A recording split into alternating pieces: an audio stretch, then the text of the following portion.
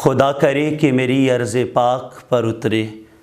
وہ فصل گل جسے اندیشہ زوال نہ ہو۔ یہاں جو پھول کھلے وہ کھلا رہے برسوں، یہاں خزاں کو گزرنے کی بھی مجال نہ ہو۔ یہاں جو سبزہ اگے وہ ہمیشہ سبز رہے، اور ایسا سبز کہ جس کی کوئی مثال نہ ہو۔ خدا کرے نہ کبھی خم سرے وقار چمن، اور اس کے حسن کو تشویش ماہ و سال نہ ہو۔ خدا کرے کہ میرے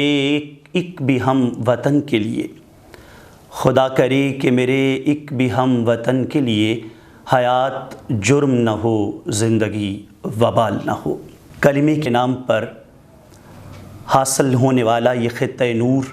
یہ عرض وطن جو 14 اگست 1947 اور رمضان کی پرکیف اور بابرکت گھڑیوں میں سے شب قدر کے نور نواز لمحات میں رب ذوالجلال نے اہلیان اسلام کے مقدر میں رکھا۔ جشن آزادی، نعرہ آزادی اور پیغام آزادی کتنی بڑی نعمت ہے اور کتنا بڑا رب ذوالجلال کا انعام ہے، اس کی قدر ان لوگوں سے پوچھی جائے جن کی زندگی غلامی میں بسر ہوتی ہے۔ آزادی کا مقام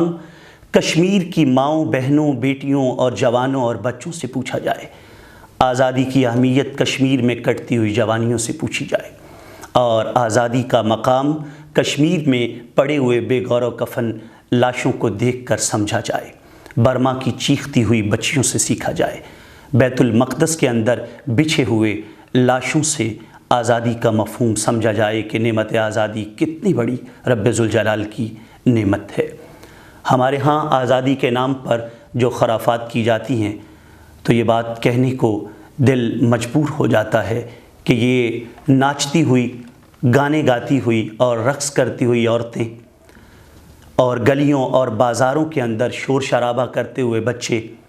سڑکوں کے اوپر گاڑیوں کے پہیے اٹھا کر منہ میں باجے دبائے ہوئے شور کرتے ہوئے جوان، اور تاش کے پھٹوں پر بیٹھ کر غفلت کی زندگی جیتے ہوئے بوڑھے، شب و روز اس ملک کو لوٹنے میں مصروف ارباب اختیار کیا جانے کہ نعمت آزادی کیا ہے۔ وہ فراق نے کہا تھا، لہو وطن کے شہیدوں کا رنگ لایا ہے، لہو وطن کے شہیدوں کا رنگ لایا ہے، اچھل رہا ہے زمانے میں نام آزادی۔ آزادی کے پیچھے کئی ہزار علماء کے لاشیں ہیں، کئی لاکھ جوانوں کی کٹتی ہوئی جوانیاں ہیں، کئی لاکھ ماؤں، بہنوں اور بیٹیوں کی عصمتیں پامال ہوئی ہیں، کئی بوڑھوں کا بڑھاپا نثار ہوا ہے، تب جا کر یہ آزاد ارض وطن ہمیں نصیب ہوئی ہے۔ مگر افسوس کی بات ہے کہ آج اس نعمت آزادی پر شکر ادا کرنے کا جو طریقہ ہے وہ سراسر خلاف شرع ہے۔ امام الانبیاء علیہ السلام نے ارشاد فرمایا، صوتانی ملعونان فی الدنیا والآخرہ، دو آوازیں اللہ کے ہاں دنیا اور آخرت میں سب سے زیادہ ناپسندیدہ اور سب سے زیادہ ملعون ہیں۔ ایک مزمار اور باجے کی آواز جو خوشی کے وقت بجایا جائے، اور ایک نوحے کی آواز جو غم کے وقت پڑھا جائے۔ مگر آپ دیکھ لیجئے ہمارے ہاں باجے بجا کر، گانے لگا کر، رقص و سرود کی محفلیں لگا کر، ٹی وی کے اوپر ملی نغموں اور ترانوں کے نام پر، جشن آزادی کے نام پر بے حیائی، فحاشی اور عریانی کی داستانیں رقم کر کے جشن آزادی منایا جاتا ہے۔ حقیقت یہ ہے، جشن آزادی سر جھکا کے منانا چاہیے، تلاوت قرآن سے منانا چاہیے، ذکر فکر سے منانا چاہیے۔ بھلا ہم کوئی یتیم تھوڑی ہیں، بھلا ہم کوئی ایسے لوگ ہیں جن کا کوئی سرپرست اور وارث نہ ہو۔ ہمارے سرپرست اور وارث ہمارے آقا و مولا ہیں، جو ہر لمحے اور زندگی کے ہر پہلو میں ہماری رہنمائی کرتے ہیں۔ پھر آخر امام الانبیاء علیہ السلام کا طریقہ چھوڑ کر ہم کیوں انہی لوگوں کے طریقے سے آزادی مناتے ہیں جن لوگوں سے ہم نے آزادی پائی ہے؟ ہندوؤں کا طریقہ، سکھوں کا طریقہ، انگریزوں کا طریقہ، کیا یہ انداز ہے آزادی منانے کا؟ میر بھی کیا سادہ ہیں، بیمار ہوئے جس کے سبب اسی عطار کے لونڈے سے دوا لیتے ہیں۔ جن سے ہم نے آزادی پائی ہے انہی کا طریقہ اختیار کر کے اگر جشن آزادی منانا ہے تو احباب پھر ہم آزاد نہیں ہیں، ہماری سوچ غلام ہے، ہماری فکر غلام ہے، ہمارا دل غلام ہے، ہماری روح غلام ہے۔ بدن اگرچہ آزاد ہو بھی گئے لیکن فکری اعتبار سے پھر ہم آج بھی ان کے غلام ہیں جن کے طریقے کو اختیار کرتے ہوئے ہم آزادی مناتے ہیں۔ ہمیں ایک بات پہ غور کرنا چاہیے، یہ بات سچ ہے کہ شریعت میں سوگ 3 دن ہے، اور وہ عورت جس کا شوہر فوت ہو جائے اس کے لیے 4 ماہ اور 10 دن ہے، لیکن کبھی آپ غور کیجئے سال کے بعد بھی باپ کے وصال کا دن آئے، ماں کے وصال کا دن آئے، بھائی کے، بہن کے یا بیٹے کے وصال کا دن آئے تو آنکھیں نمناک ہوتی ہیں، دل غمزدہ ہوتا ہے کہ آج ہمارا پیارا آج کے دن ہم سے بچھڑا تھا۔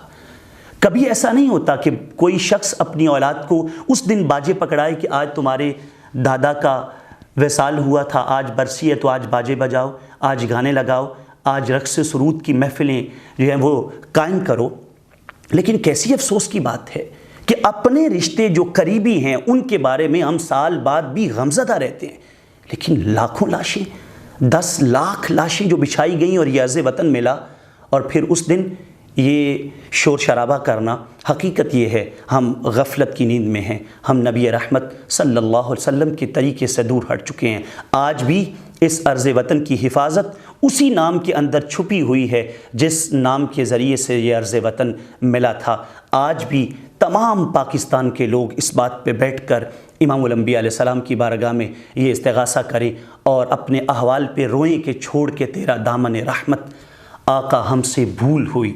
کھو دی اپنی قدر و قیمت آقا ہم سے بھول ہوئی، بن گئے سیم و زر کے بندے